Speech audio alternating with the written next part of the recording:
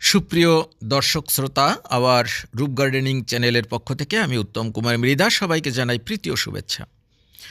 আপনারা দেখছেন আমার ছাদ বাগানের অ্যাডেনিয়ামের বীজ থেকে তৈরি কিছু গাছ।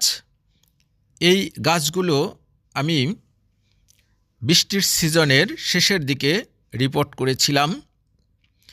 তো গাছগুলোয় বেশ কিছু আগাছা হয়েছিল।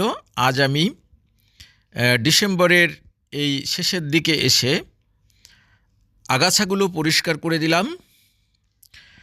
দেখুন, গাছগুলোর গ্রোথ কিন্তু বেশ ভালোই হয়েছে। এর ভিতর থেকে আমি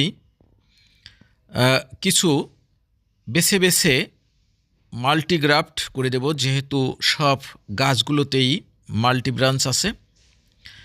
আর মাদার গাছ হিসেবে বীজ তৈরির জন্য আমি কিছু গাছ এখান থেকে রেখে দেব। গাছগুলো মাদার গাছ হিসাবে বেশ ভালোই হবে। দেখুন, গাছগুলোতে এখনই কিন্তু বীজ কয়েকটি গাছে চলে আসছে। এই যে দেখুন, অটোমেটিক বীজ চলে আসছে এবং গাছগুলো বেশ হেলদি।